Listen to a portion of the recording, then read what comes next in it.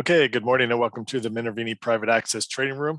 I'm Bob Weissman. If you could do a quick sound check by raising your hand, letting me know you're hearing me loud and clear. Hope everybody had a good weekend. Getting excited for my Eagles Cowboys matchup tonight on Monday Night Football. All right, that looks good. And let's also welcome Mark Ritchie into the room. Good morning, Mark. Morning. Don't know who to root for in that one. Can't stand either team, so. Well, I'm okay if we lose. We get higher draft picks if we have a bad season. And also wanted to say hello to Mark Minervini. Good morning, Mark. Good morning, everyone. If you could just raise your hand to let us know you're hearing all of us clearly. Excellent. Mark, any comments to start? No, not really. Just I see here we got a question. What is it about CYTK besides the huge volume at the beginning of its current base that makes it worthy of a buy alert? Well, I'm not sure if you realize, but we already own it, so it's not only worthy of a buy alert. We already bought the stock. So I mean, it's really pretty much picture perfect. You got yourself a power play type situation here. You can see it's just about doubled off the lows, 95% or so. And you've tightened up here on the right side. You're breaking out of a base. You got a shakeout here. You shook out that low, came back, reset. Not probably if the market didn't get into a little bit of pullback and trouble here, you might not even have had this pullback here. But so far, acting pretty good coming out today. The real, of course, the real problem is once they break out, what happens, and that's the real issue here. But you can see it's actually coming on a little more right here, 35.21. So acting pretty well, acting pretty well here, up 6.25%. All right. Well, with that, also then, one more. I'm sorry, Bob, but also there was a Tesla. Someone wanted to have Tesla explained. So I mean, Tesla broke out on Friday. So, I mean, I should have bought it. I really should have bought it right on Friday. So today when it started following through, I just, bit the bullet and bought some because I was afraid it was going to get away here. I was looking for it to pull back to the breakout and would probably buy it as it started turning up if it had pulled back to the breakout, but it did not. So I just bought some coming out here, but I bought the half a position because I thought maybe it still might pull back. And I would have probably, built my position on that pullback, but instead it's following through, which is a great sign. So that's just coming out of a big base. Take a look at the weekly here. It's a pretty large base coming out of. Yeah, we did have that on breakout alert on Friday as well. So correct. We did bring it to your attention on Mhm. Friday.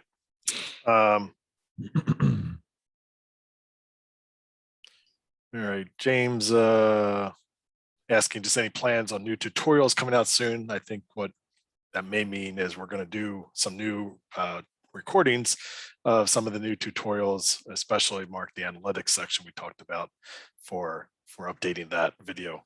Yeah, we'll try to do something on the analytics and maybe a couple other tutorials. But again, I mean, we do tutorials every week here, in the Q&A or go over so much. And but yeah, we can definitely update some of the tutorials that are on there. That if you have any ideas too of specific tutorials, let us know. But yeah, some of them probably need updating and probably the analytics too. I would like to do something on the analytics soon, but I've just been very busy lately, and so I haven't gotten around to doing the analytics one. Chris is asking, as a visual person, he understands charts, but struggles with following level 2 when trying to decide if it's a stock is actually breaking out. How important is developing skill at reading the level 2 tape? As an example, when Tesla on Friday on the 5-minute chart confirmed the daily breakout, was a great low cheat at 1235 and another nice VCP breakout at 220. Was there something in the level 2 action that caused you to hold off on buying Tesla on Friday?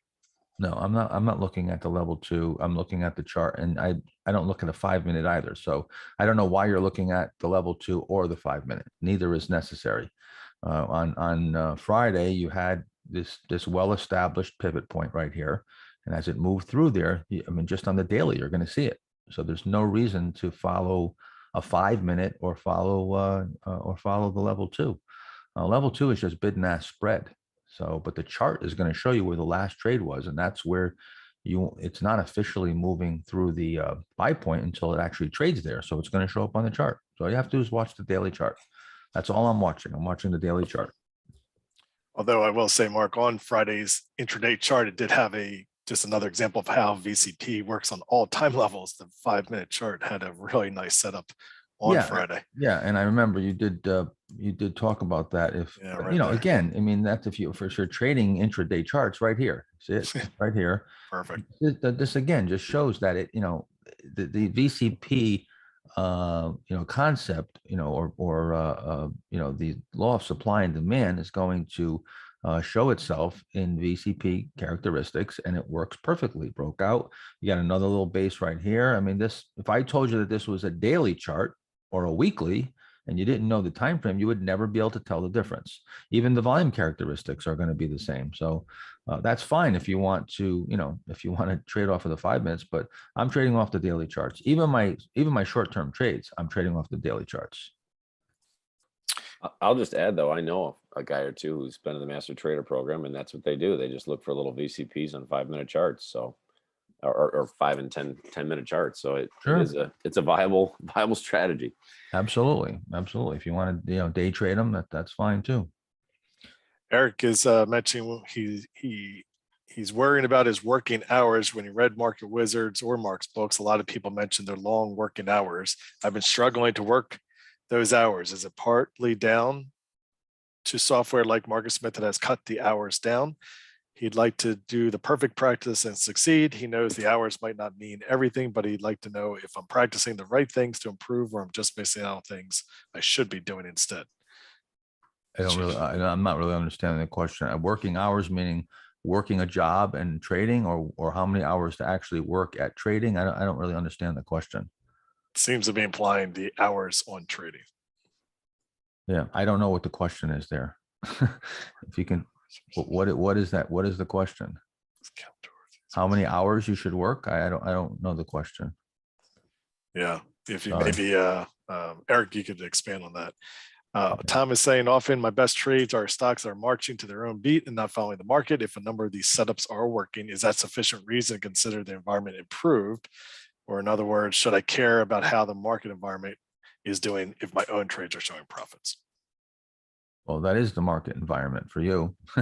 So yeah, your own trades are what are important. That's what that's what I base my decision on how my own trades are doing and how my watch list, my buy alert list and the stocks on my watch list are doing. That's really, 90% of my decision is made on that.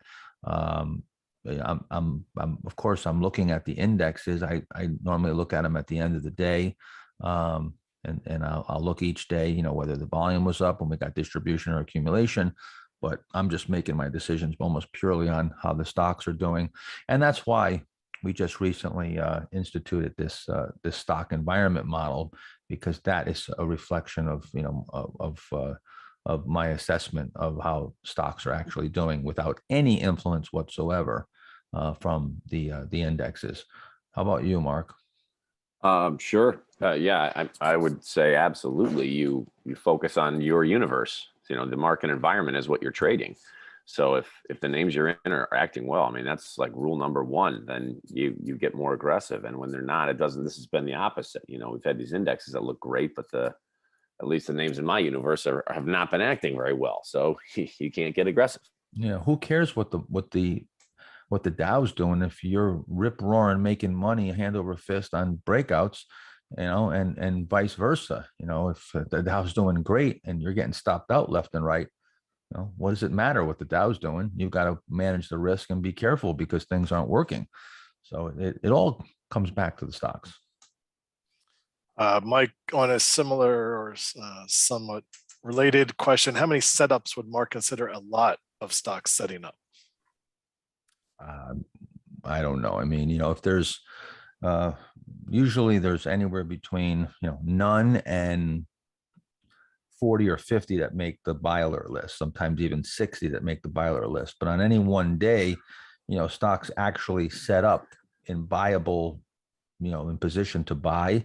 It could be a couple to as much as 5 or 10. So I would say, if there's, I think it's more important of when there's consistent, persistent days where you're seeing setups and the setups are working, and then you get another wave and you're really seeing the setups work and hold, and then more setup behind it than an absolute number at any one time. It's more of how well they're working than the number of them. But yeah, I mean, I don't have an exact number on that, but that's the range. I don't know. What do you think, Mark?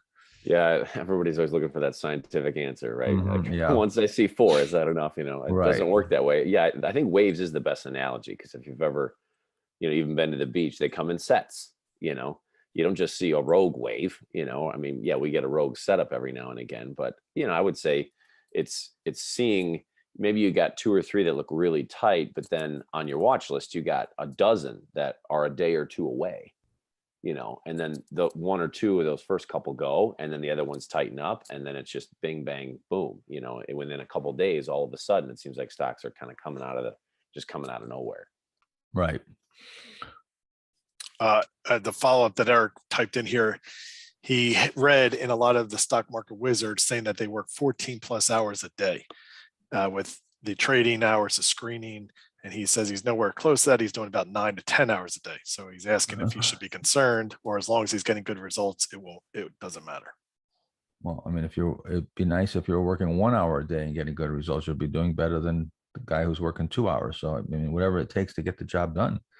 I don't think there's any particular number of hours. I mean, I used to work a lot more hours than I do now.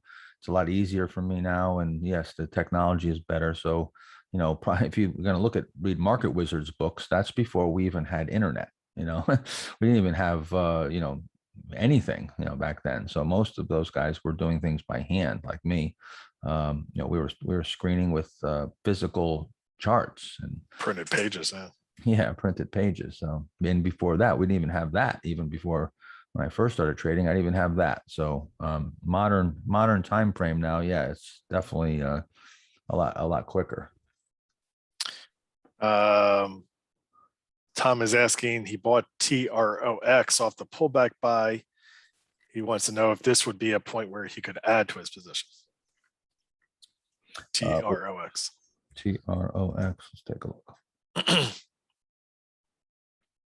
I mean, you could, I don't think I would personally, but it's certainly, trying to break out here. I mean, if I got my position on that pullback buy, I'd probably try to get, a good sized position right there. But yeah, I mean, you could add, it's your choice. I mean, if you're asking, is it a good buy? I mean, I would probably like to see it tighten up a little bit more. If it did, I might be initiating a buy. But it's an okay place to add, sure. It really is, what's your game plan if you're trying to scale in here, and as long as you're managing your risk, and you maybe you're figuring that out as an average price of where you originally bought, and now that's fine. What's the difference between a pivot failure and a stop being triggered is what Pratesh is asking. If you set stops correctly, of course, within risk parameters, it will be the same, isn't it? I'm not sure what, can you clarify that? I guess he wants to understand, we do use the low of a pivot, Pratesh, to be where we do place a lot of stops. So there can be a lot of coinciding where a stop point is also the point where a pivot would be a failing. If that's what your question is, yes, there is a lot of that at times, but not necessarily where every pivot failure is where you would set your stop. I think that's answering the question. A lot of times I actually try to back into a trade that the pivot is tight enough that I can allow it to undercut the low of the pivot and still not get stopped out. So Right. let's just say the low in the pivot is, let's just say 2 or 3%, and I'm willing to give it 4 or 5 or 6. Now, so I might set a stop that's greater than that to allow for a shakeout. Right. So you can't just say that the low of the pivot is going to be necessarily a stop. Now, real quick too, there's a question here on preparing for the trading day with the buy alert list, and I think this is something that we should address because so I guess, is it Arnie? Arnie's pointing out that one of my frustrations is that get the buy alert list the second the market opens, and they're having time to set alerts, analyze the charts. We've had lots of people say this, but here's first of all, and you also point out that you watched the weekend video. I go over pretty much everything. We do add usually a couple names in the morning to the buy alert list, but I go over most of the, the better setups. And if you noticed, a bunch of them gapped out this morning. And what we found was, when we put the buy alert list out ahead of time, unfortunately, a lot of you guys, aren't that disciplined. You don't listen to me, and you go in there and you put orders in ahead of the market, and you run the stocks up on us, and you wreak havoc for me and for my own trading and for everybody else. And because of that, we can't put them out ahead of time because of a handful of undisciplined people that, like I said, that go in and end up wreaking havoc for us. So that's why we don't do it. We tried it. We did it again not too long ago, and right away we saw stocks gapping off the list. And I know why. I know what that means. Even I don't even like talking about them in the weekend video, to be honest with you, because a lot of you guys run into them right off the hop. Probably this morning. Hold on a second. Oops, I just clicked. Man, you click on one thing on this page and everything changes. LQDT, ran out, gapped out this morning. OAS gapped out. Now, not necessarily that it's always us that's doing this.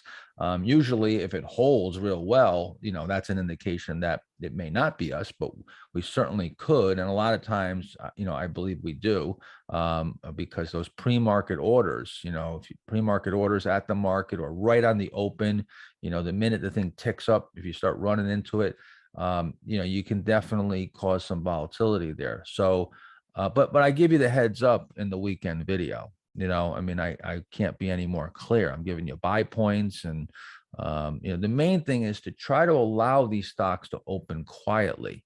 You want them to open inside their previous day's range, and then that gives you a chance to buy as it goes through the pivot and see that the stock is moving on its own without you buying it.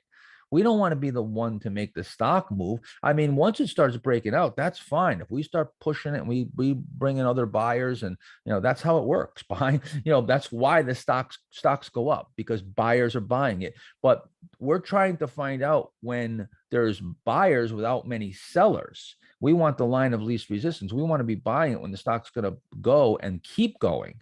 And that's not going to happen on just our buying. We cannot manipulate these stocks. It's not going to happen for any more than a very short period of time. And it's going to be to our detriment, because we'll just move them a little bit and then they'll come right back in, and we'll either be stopped out or we'll be at a loss right away. So it's important that, you stick to the pivot points, and you allow the stocks to do what we need them to do to be able to ascertain whether, again, we want to be the last weak holder. We're weak hands. Weak hands mean that we're going to sell pretty quickly. If the stock goes against us, we're going to take, quick losses. We don't have weak hands. We're not going to sit there and hold through a big loss. So we can't afford the volatility. We've got, being a weak holder, we've got to time our trade very effectively so it's moving in our direction, so we're not at a loss right away and we don't get stopped out. That's the real, that's the key. And that requires waiting to get the stock going and then jumping on the train as it's leaving the station. That makes sense. Yeah, and the other thing I would add is that list is valid for the whole week. So even though you may miss a few the first thing Monday morning, you have the whole list that's going to be available for you to be evaluating each day of the week as well for opportunities to trade. James is just asking a comment that you made last week that you reference: once you see things working, you get some traction in the form of profits, then you reestablish your parameters back to normal levels. Is there a way you can help him to understand what amount of profits or what amount of traction would be the level that lets you get back to normal levels? Again, looking for these scientific answers. Mark, what do you think, as far as what would your answer be to that? Well, I mean, my current situation is a good example. I think I'm trading the smallest sizes I've traded in, I don't know. It's been a while. I mean, I'm basically almost trading positions, 2% positions, something, it seems almost meaningless until we see this pattern change, where a stock breaks out for 2 days and then wham, what was the name we looked at last Monday? It was holding up great. And then was it that other power play, FULC, I think was the ticker. Yeah. I'm looking for a change in character. Once I see these follow throughs holding, meaning for more than 2 days, and I'm have a few booked profits or leaning on some open equity, then I'll return more to regular sizes. But until I don't see that character change, I'm not going to get aggressive. Yeah, I mean, again, I don't remember the question. I know basically what the question is, but I don't remember it exactly. But of course, talking about trying to get to an exact number again, is really tough. This is, there is an art to this. So there's not an exact number. Raymond asking a question from the book, Think and Trade Like a Champion, page 103, which is related to this, talking about progressive exposure. Does it mean scale up when get 2-to-1 profits on pilot buys? This is any other examples about progressive exposure, similar type of question. Okay, yeah. So, so the question is, when you get to 2-to-1 profit on pilot buys, would you then increase your size? Now, what I'm trying to figure out here is the question, meaning that when you get to 2-to-1 profit, are you then increasing in that position or increasing more positions? I'm not totally clear.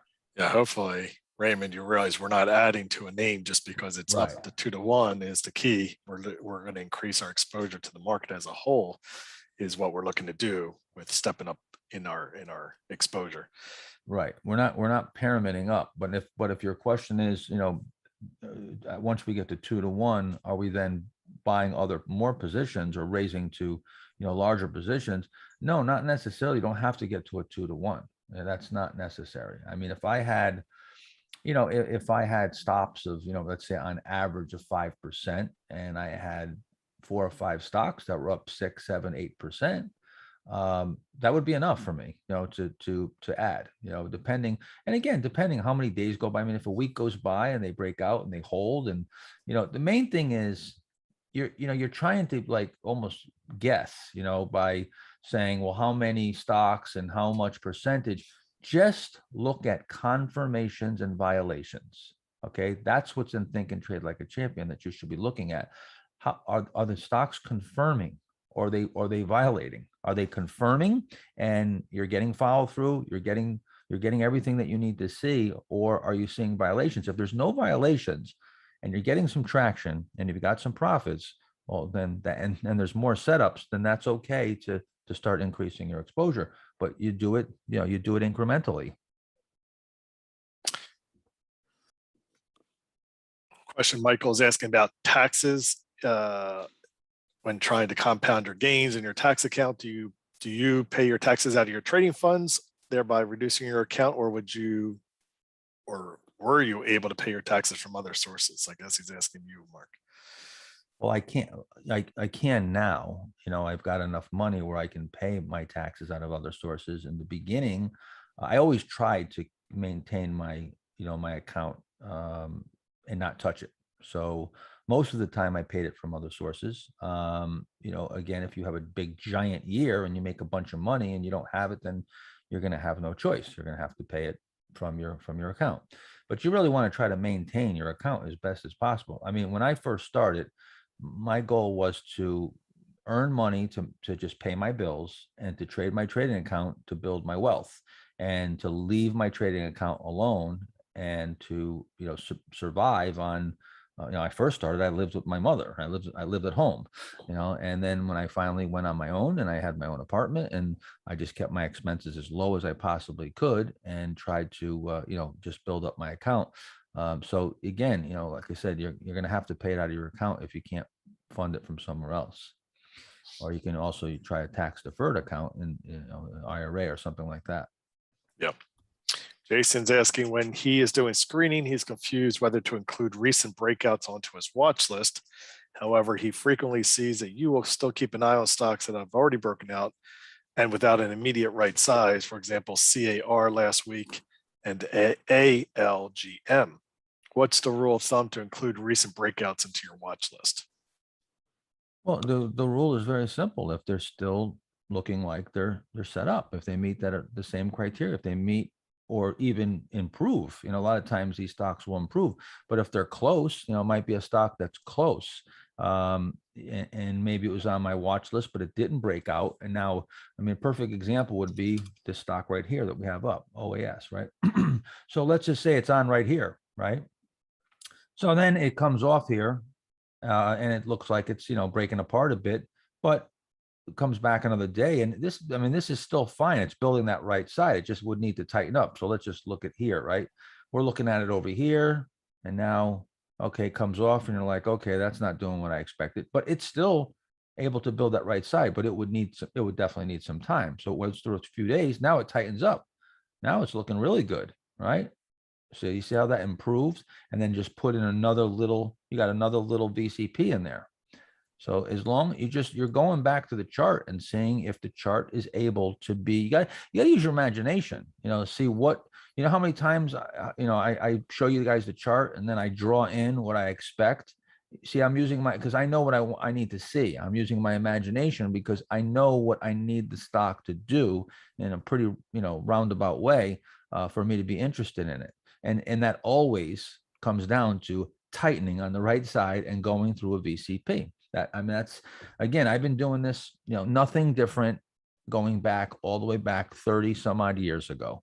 And I was buying FSI International and Eltron International and Amgen and US Surgical and Microsoft and Home Depot and Dell, and all those were coming out of VCP patterns in 1990, 1995, even in the 80s. I was buying LA Gear from a cheat area, or actually, couple with handle, or and a VCP in 1989. Same thing, nothing's changed and nothing's going to change. I would just add too, for stocks that have broken out, because I think that was the question, it's really just making sure they haven't gotten too extended.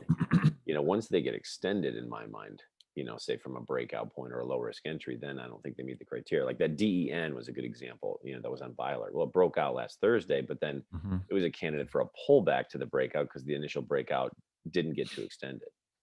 Right, but okay, but even with DEN, it broke out here, but it's still within a base. So Right. this could still build a pivot and tighten up.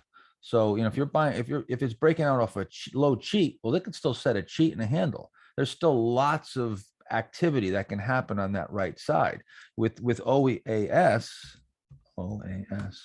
with OAS. Again, it broke out over here, kind of, right here on a reversal. Then you had a little recovery. So again, you can say, okay, well, this, I'm not going to buy it here. It's a little extended, but this is still within the base. It could easily pull back and reset. And it even tightened up right there, but didn't come out. So, again, is the stock still able to set up? So that's going to take using a little bit of imagination. A follow-up question for stocks which gapped up recently but are holding up, like AVLR, MDB, and Lulu from last week. How do you usually play this kind of setup? Okay, I'm not, hold on a second. Lulu and what? AVLR and MDB on this week's buy alert with a shorter base. Yeah, After well, the gap up. I generally don't, to be honest with you. I highlight these quite often, but I very seldom play them myself. And if I do, I usually play them for a short-term move. I don't like these gap short right sides. I have not had a lot of success with them. So they usually get volatile around this period. And because of the big gap, and usually it's on earnings or something that makes it, in the public eye. Now, if it's a stock that nobody knows about, when I say nobody, I mean, it's, maybe some small cap company that's not very popular. I favor it a bit more than if it's something like Lulu that everybody knows and everybody's got their eyes on. So what was it? AVLR was the other one? Yep. And MDB. Well, Yep. AVLR, I wouldn't put this in that category. So this is just a big base. If you look at this that's just a big cup with handle forming, so I wouldn't put that in that category. But I would put, was it MDB was the other one? Yep. MDB, I would definitely put in this category. So again, this coming, now I'm looking to buy it down here. See, I want to buy it coming out of this base. And then of course, I'm usually selling into these type of rallies. But again, if you want to try to play this, it's coming from a very short, we call it a short stroke. I don't like the short stroke plays personally. And I'll give you a caveat. If this is coming off of a bear market low and these stocks are coming right after they turn into stage 2 uptrend, and this is sort of the first leg up after a bear market, I would be more interested in them. Then I'm looking at, they might be leaders and I might be interested in chasing them up a bit, but especially in a late stage market, I'm even much more careful. Eric is asking, in one of your position sizing trading tutorials on the platform, you said if somebody's relatively new at trading, they may want to use a small position size. He's asking if the 6.25% of your total account would be what you're referring to as a small size, or something even smaller than that. Well, again, that's relative, and you have to make that decision for yourself, what risk that you're comfortable with. That's number one. Number two, it really comes down to the risk of total equity. So your stop loss is what's even more important. So if you're risking, 6.25 and you have a 10% stop, that would be, of course, that would be 0.625% of total equity. That's actually not enough risk, but it's too large of a stop. So that would actually not be a very good a good position size. So what I'd rather see you do is maybe have those are pilot buys, and you still stick with your normal stop, which maybe it's 5, 6, 7, 8%. It should be more than 5 or 6% on average, and then you move up to a larger size, to 10, 15, 20%. And then that stop would of course be more commensurate with the right amount of risk of total equity, which you want the risk of total equity to be somewhere in the neighborhood of 1 to 1.5%, and really never more than 2.5%. So very simply, if you have a 25% position, 10% stop would be the absolute max, because that would be 2.5% of total equity. Okay. Quick update with regards to the webinar tomorrow. That is at 4:30 p.m. Eastern time with Mark and David Ryan. Some people have asked if that's going to be available to be watched on replay here on the platform. It will, for you. So that's something, if you don't make it to the room directly. Oh, that's news to me. If you weren't going to be able to make it live, it would be something that I thought we were going to have available for. Yeah, replay. I didn't know that we even made a decision on that. I would say that right now, I'd say I wouldn't count on that. Okay, so 11 trading rules of mistakes, rather, that Mark and David Ryan are going to tackle tomorrow, 4:30 Eastern time. And Very important. It's my opinion. This should be a paid webinar. In my opinion, this is so valuable. But we're doing a free webinar for everybody, in the world. So, but this is one that I probably easily could have made a paid webinar and gotten thousands of people. And so, I'll post a link here. Again, if you didn't get it in email, there was an email sent out to everybody, but I'll post it here as well. It is already sold out. However, it will let you in the room, and then just to let you know that not everybody shows up. Usually it's 65% or so of the people that register actually show up. So there will be, there will most likely be where you can get in, but it is already, we have hit max, but you can, but you can still register. I think our max was 10,000 people, and it hit that a while ago.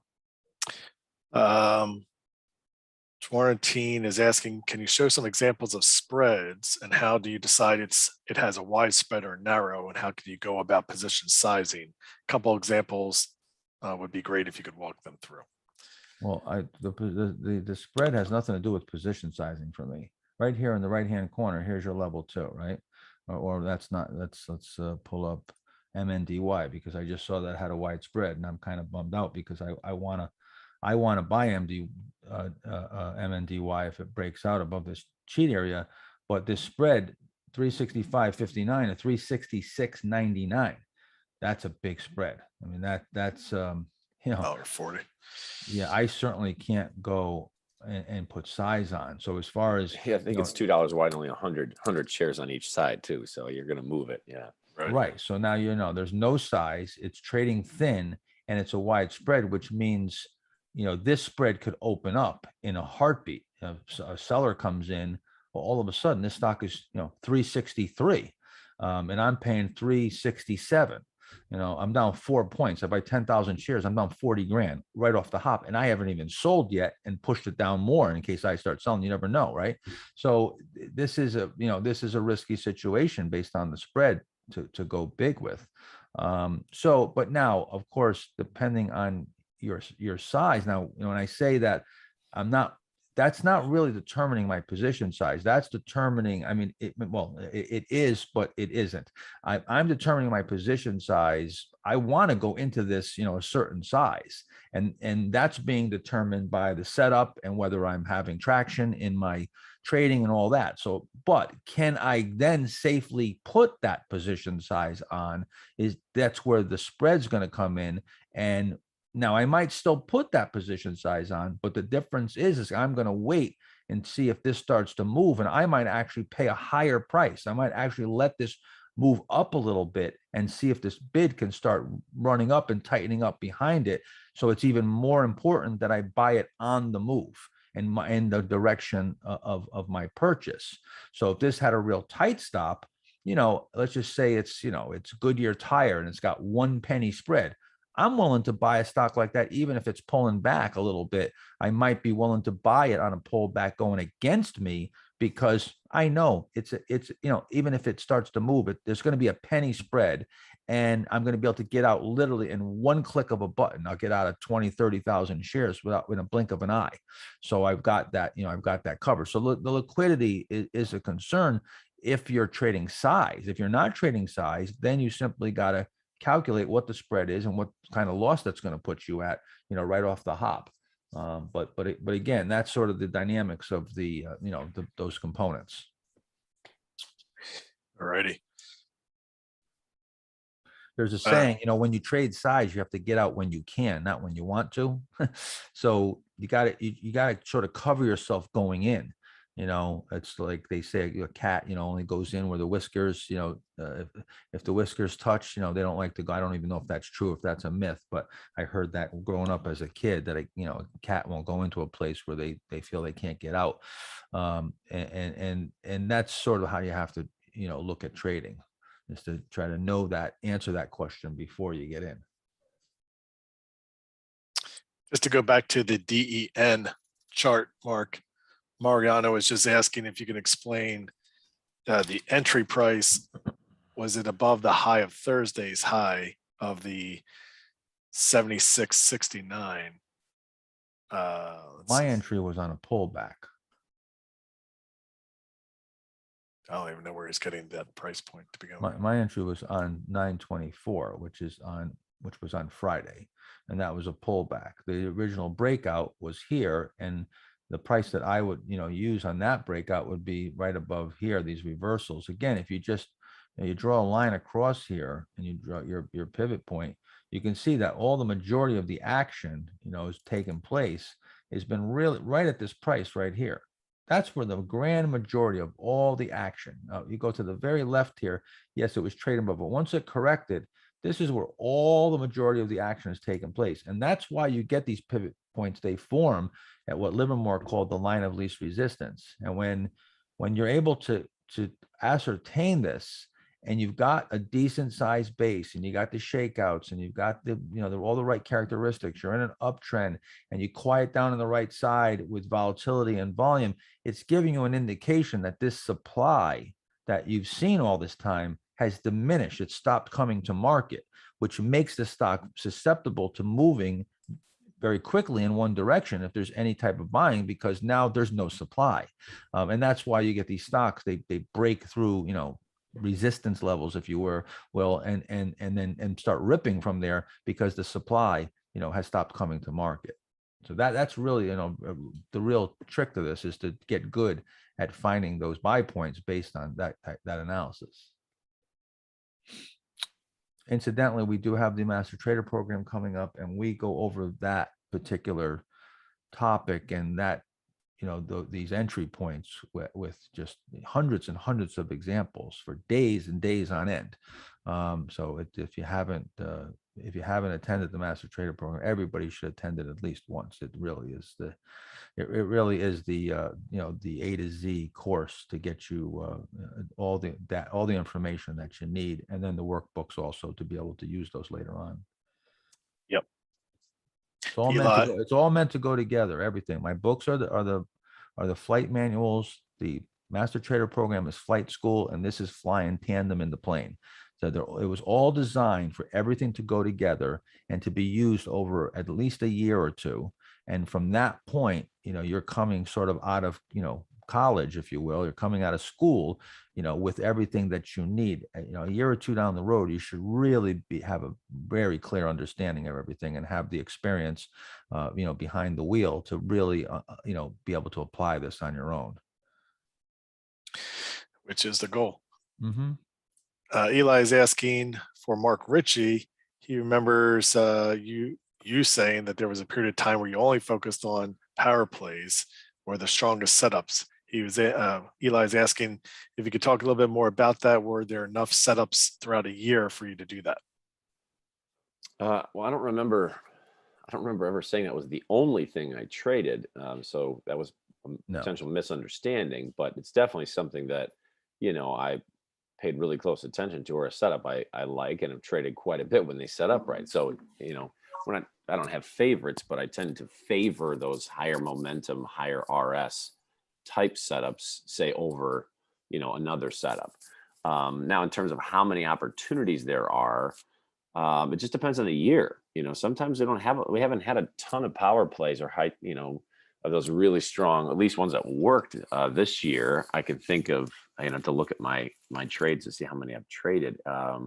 Last year there was a lot though. There was quite a few more, especially coming off the bottom.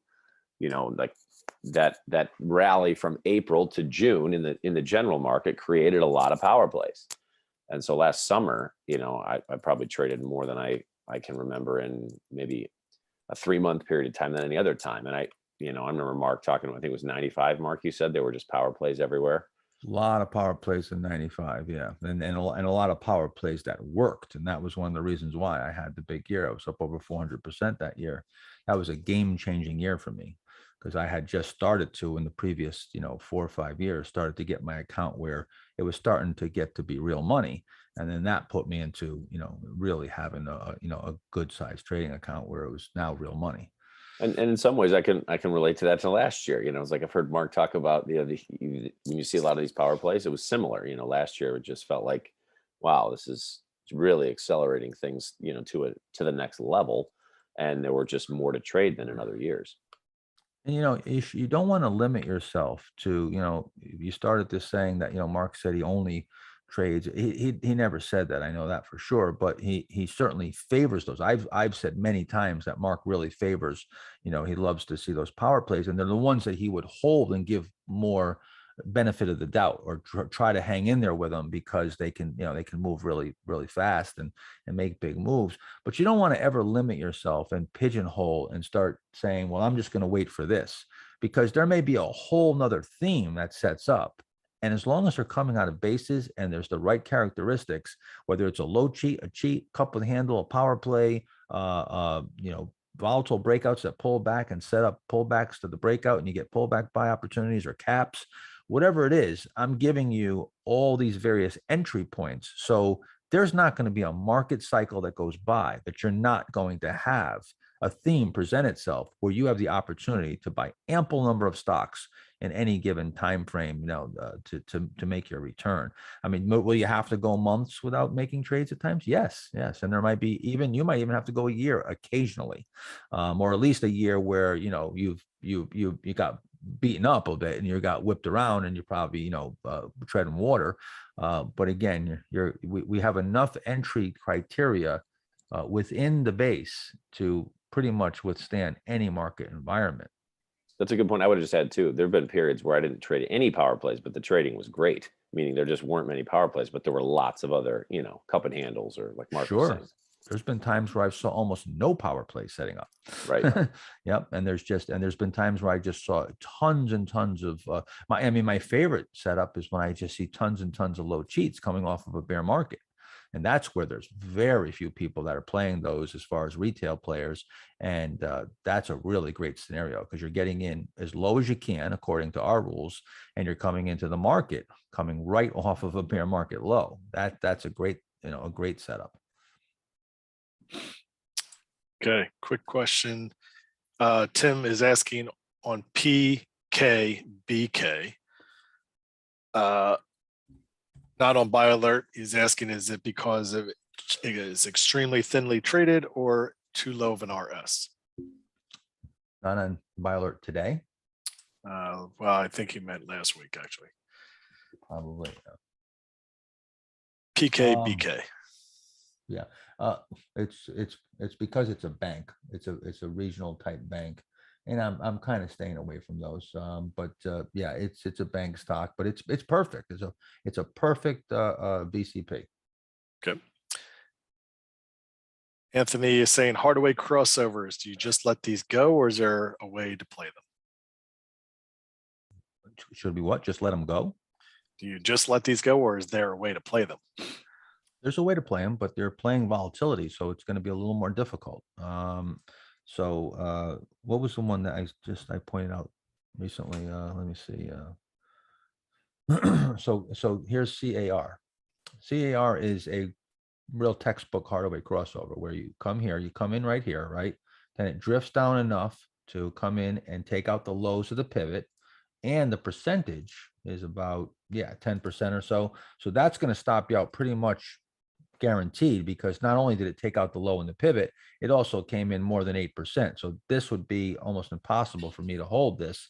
Now it comes ripping back on a gap.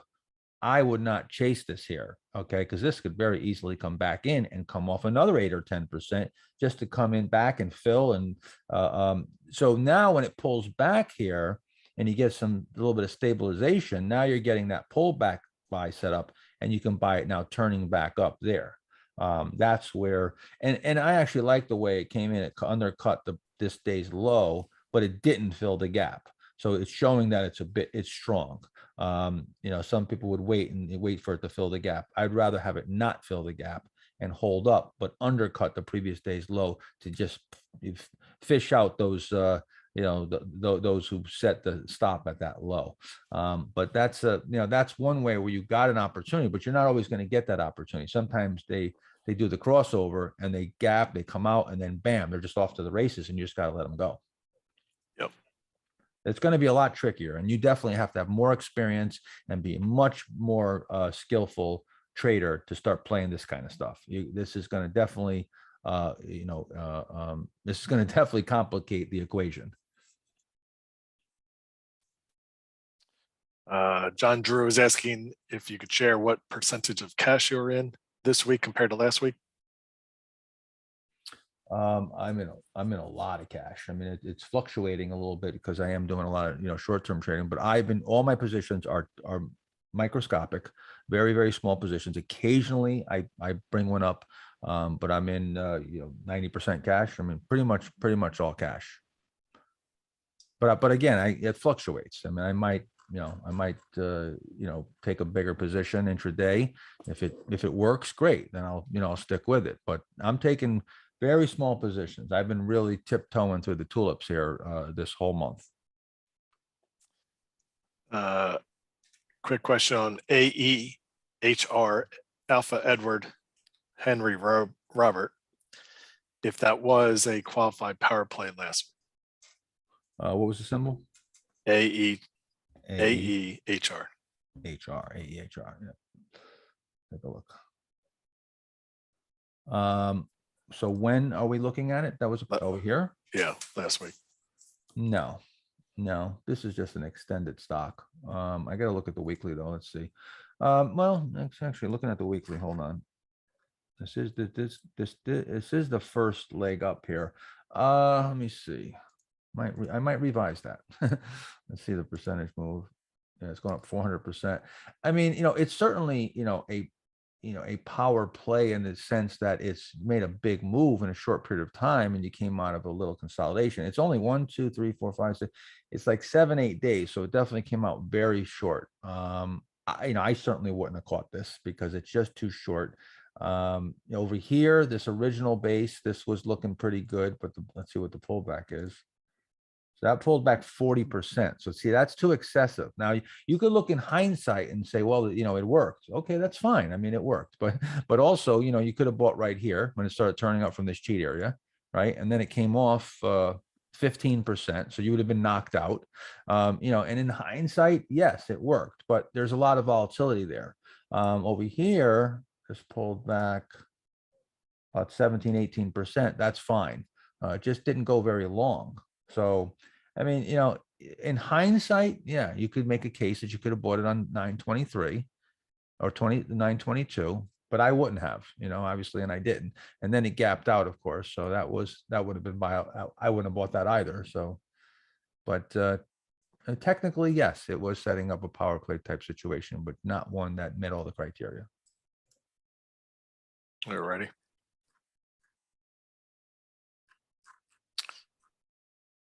A couple questions that are. Oh, hey, by the way, Mark, what are you in heavy cash right now too? Yeah, about the same 90% plus. Yeah. So there you go. And again, Mark and I literally virtually never ever talk to each other about our portfolios.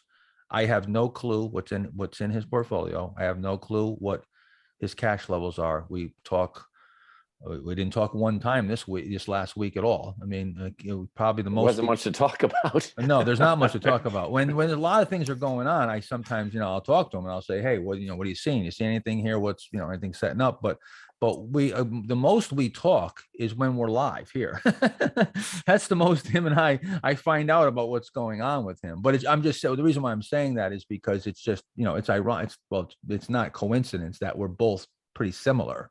In cash, we're gonna pretty much mirror each other most of the time. The only difference between what we've been doing and this time around is just Mark's been really patiently waiting for swing setups, and I've been willing to go in there and swing at the short term stuff. On a short-term trade, Melvin's asking about that CYTK that you bought on September 22nd, last Wednesday, with the stop at 32.43. Which came down to 32.50 that day, but did not trigger the stop. He's asking if that was a short-term trade or more of a swing trade or blend of both, and just wanting to understand your thought process. And then he says, if it was a short-term trade, when it got down to 32.50 before reversing back up later, wouldn't you have been stopped? A short-term trade mindset would have been stopped out, is what he's asking.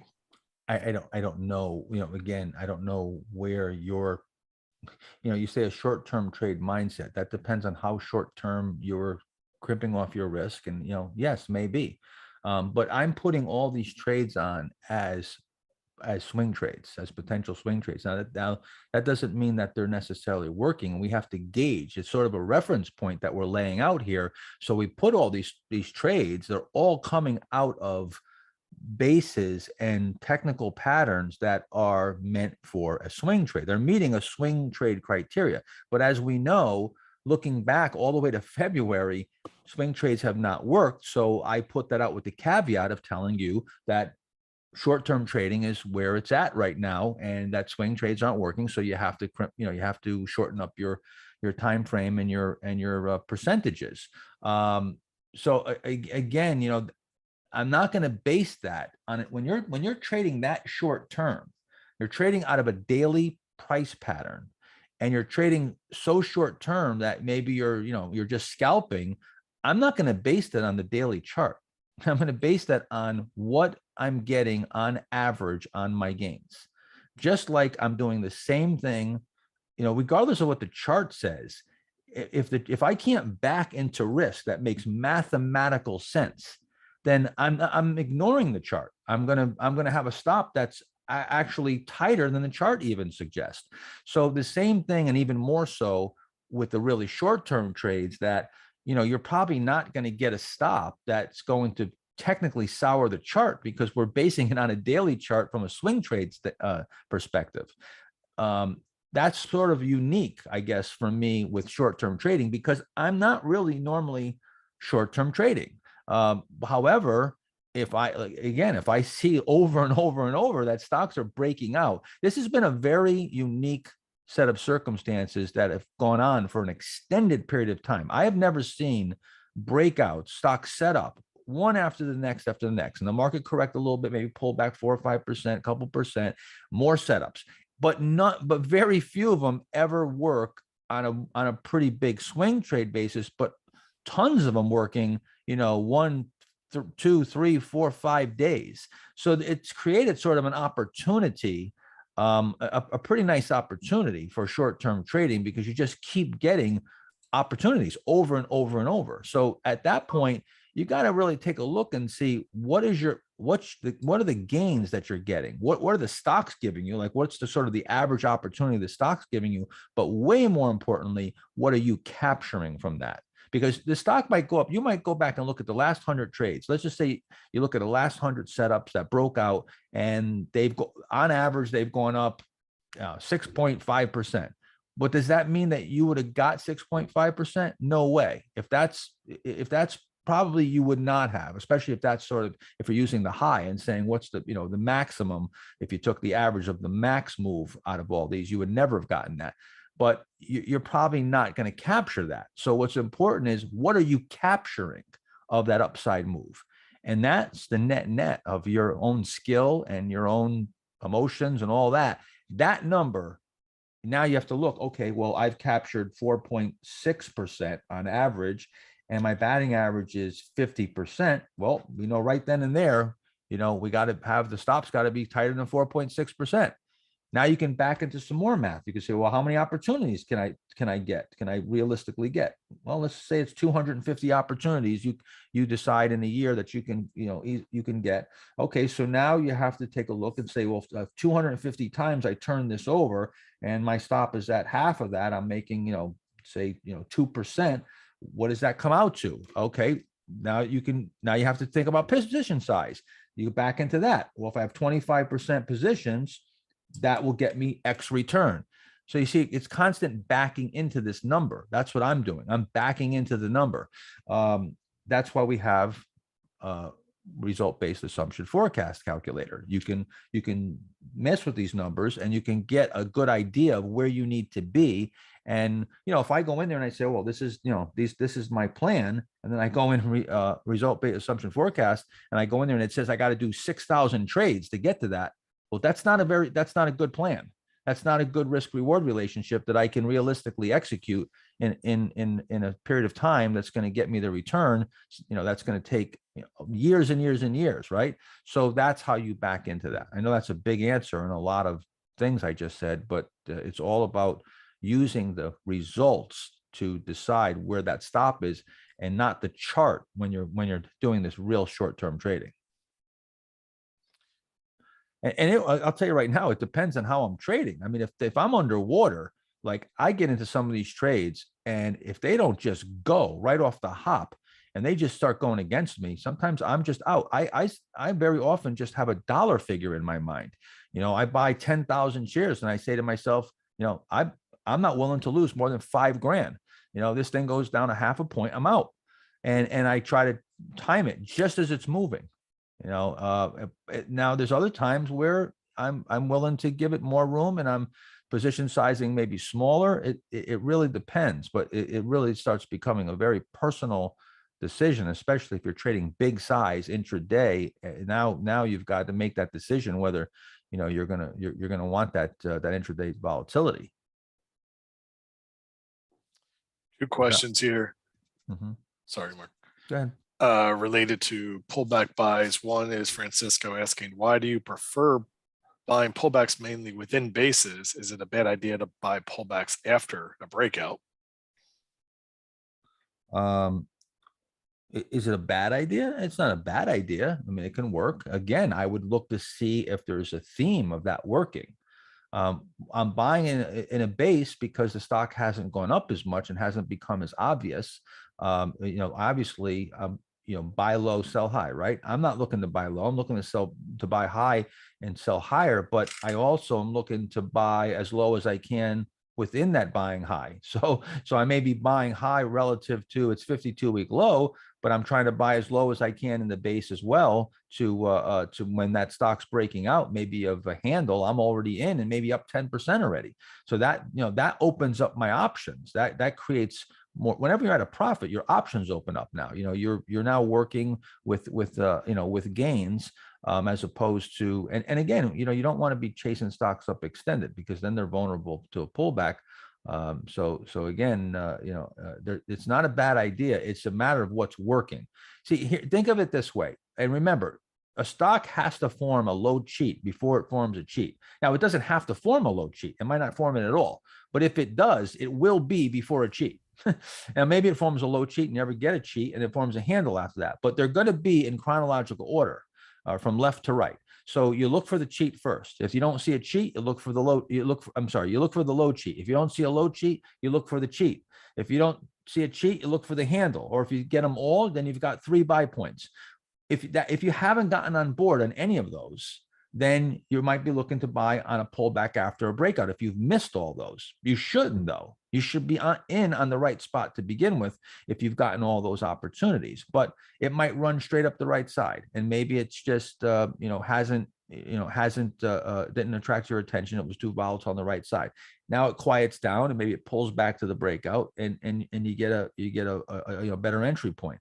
But I'm looking thematically to say, what's working here within the confines, within that framework. Now, that's my framework. I'm operating within that framework. And now I'm going to just look for what's working within that framework. Also, question being asked is if you could talk about how you identify pullback buys within a base versus a base that requires a bit more time. Jason's asking, you talked about RVLV this week in the weekend update, saying that you noted this needed more time, but it looks like it might have triggered a pullback buy today. So, but clearly you saw something that made you feel like it was not ready. Well, first, a pullback buy has nothing to do with the more time. If there's a pullback buy, then it put in enough time, because a pullback buy has to meet the same criteria as a breakout. So the base still has to, now, yes, there's a pullback buy right here. I see what you're saying, then it squatted back in, but I don't like this development on the right side. It's not tight enough for me. It's a little too erratic. So I wouldn't be buying this pullback buy. It just as I wouldn't be buying it if it broke out here. So the pullback buy doesn't negate the time factor. The time factor still has to be there. The pullback buy is an adjunct to the pivots. You still have to have the pivots. The pullback buy is just going to be a pullback either to the pivot, or you might get a pivot, maybe it pulls back, within it a bit, but you're still going to get those same setups. Everything's going to is going to cascade or be a cousin of the previous rule. Nothing negates, and that's what I always say in the Master Trader program, that we go for a week of teaching, and nothing ever negates the previous information. It's all built upon the previous information. Everything is built going forward. So same thing with the pullback buys, are just, we're looking to buy those. Those are only if you missed the cheat. You missed the breakout. Now you get the pullback. You're not going to get a pullback buy without it. Or you might get a pullback buy where the cheat is developing, and you just haven't gotten that last little tightening. So now you're buying it off the low of the cheat, or the low of the handle, or the low of the low cheat. And again, this works best when you have examples.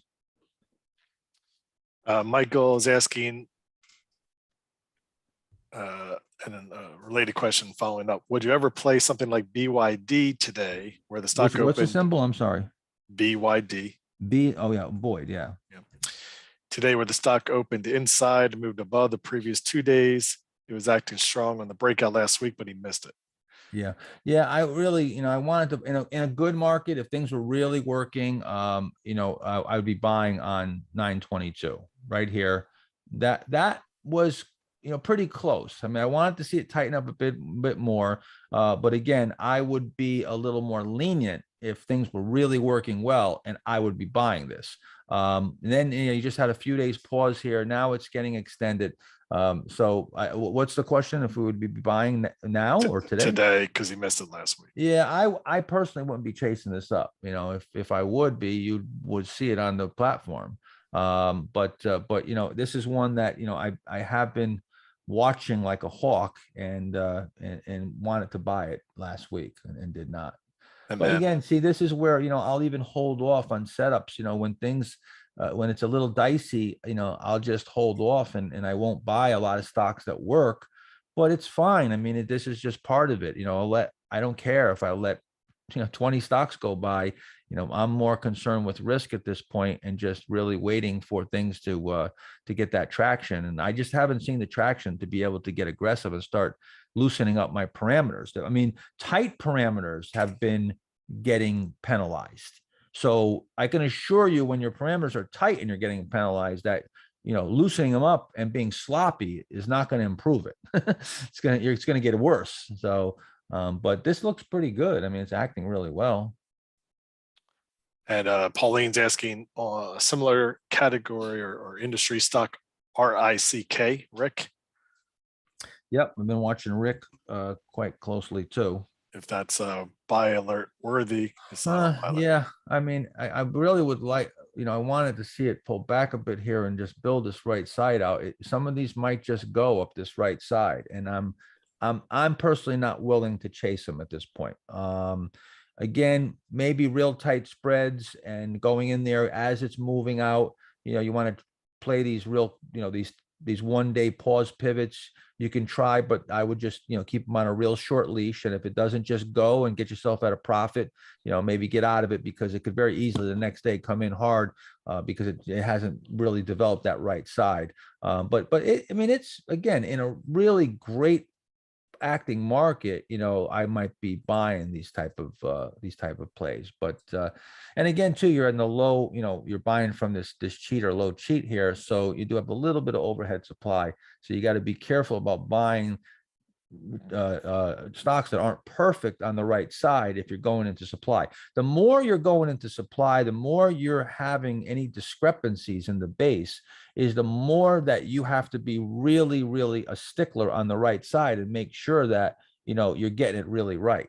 Now, of course, it's you can trade anything if you're going in there and your stop is tight enough and your reward pays for the risk. I'm okay with doing anything in the market. I don't have a problem with buying value, buying pullbacks. I don't have a problem with any of that, as long as that there's a consistent method and that your risk is contained to a level that is a fraction of what you're getting a reward on the upside.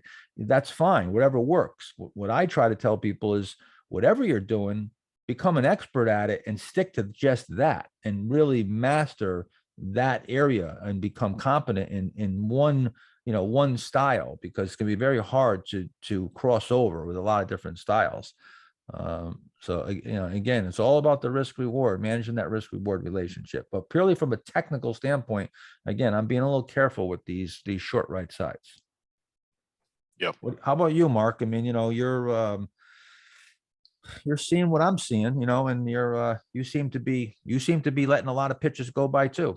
Yeah, I feel like I've taken more than that I can remember, but absolutely. Sometimes it's painful too, It is, but it's more painful to lose money consistently. Exactly. So. Thank you. That's how I look at it. It's painful to watch a stock go up without you in it, but it's much more painful to be losing money. Question Nuno is asking is if you saw price action at the end of the day, like the last 30 minutes of a day, and volume comes in, would you still be buying a breakout at the end of the day? Sure. That doesn't matter what time of the day it happens. I'm not sure if he's trying to understand if you were short-term trading, still buying at the end of the day, or as a swing. Well, if you were short-term trading and you're buying at the end of the day, you don't have much time to let the trade come to fruition. If your goal was to go flat by the end of the day, that would be day trading. Right. If you're day trading, I probably wouldn't buy it right at the end of the day. I mean, but again, depending on how short term. I mean, if you're trading off of 1 minute charts and you're scalping pennies, or, nickels and dimes, well, you could trade it 5 minutes into the close and maybe get a trade. that's not, how I'm going to trade, but that's certainly, some people trade that way. Absolutely. We got about 4 more minutes. Yeah, let's just see if there's anything.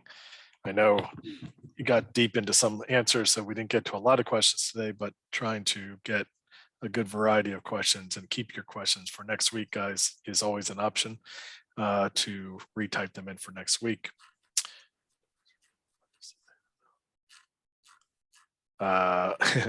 Christian is just asking, trying to understand the reason why you avoid stocks that are below $10 a share or $12 a share is actually the answer, Christian. But his question is to say, if you had a $100 stock that did a 10-for-1 stock split that then took it down below that $10 threshold, would you sell just because it's now below $10 a share? Well, that's virtually almost never, ever going to happen ever. I Never. don't know if I've never seen that happen ever. So I wouldn't know. That scenario is not a realistic scenario. That's number one.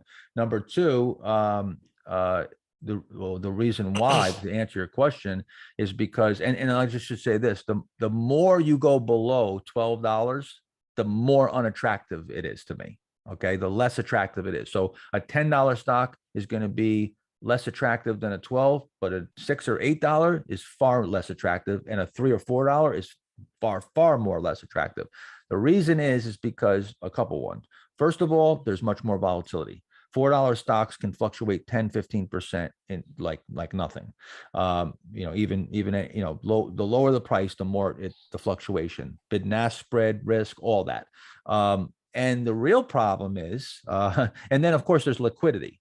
So if you've got to buy, $100,000 worth of stock, well, a $1 stock, you got to buy 100,000 shares, right? $2 stock, 50,000 shares. $100 stock, a lot less. So there's a liquidity concern. But the real reason is because when you get down at those low price stocks, you eliminate the institutional support, because now only low priced funds can buy that stock. Majority, not all funds, but you cut off a lot of your institutional support, which won't touch it because of the quality and the size of it. And now, that's precisely what you want. You want institutions, you want that big firepower behind it. And you're cutting off, the big money. And that's the biggest reason. But the other biggest reason is just because the being such low priced is telling you that they're of poor quality, and you don't want to be in, the junk pile. Occasionally we go down and we buy some of those low price stocks, and occasionally they work. And there's some people that exclusively trade the low price stocks. And again, I would say if that's something you do, get good at it and specialize in it. And then you're going to have to come up with, all your rules for dealing with those things I just talked about, whether it's wider spreads and more volatility. You're going to have to figure out a way to adjust your rules to make up for that risk. Yeah. In the 12 years of our service, where we've taken probably 2,500 trades, I can tell you it's about 10 names, and half of 1% of all of our trading has been stocks under $12 a share. That's like one a year. Yeah. Very, very few. All right. I think that's going to probably wrap it up since we're at our time. So with that said, we will have the replay available here in a few moments. You'll see it posted on the platform. Again, I'll provide the link for tomorrow's free webinar, and listen to Mark or watch the live stream for live updates for the remainder of this week. Thank you, Mark and Mark, for joining, and we'll catch everybody next week. Tesla's coming on a little bit here, so again, looking pretty good. Good follow through day here today. Volume's already running pretty good. You can see it's already up 12:45 in the afternoon. We're almost at average volume, so this is a good sign. All right, guys, I'll talk to you guys later. Monitor the platform. Thanks, Mark. Thanks, Bob. Bye bye.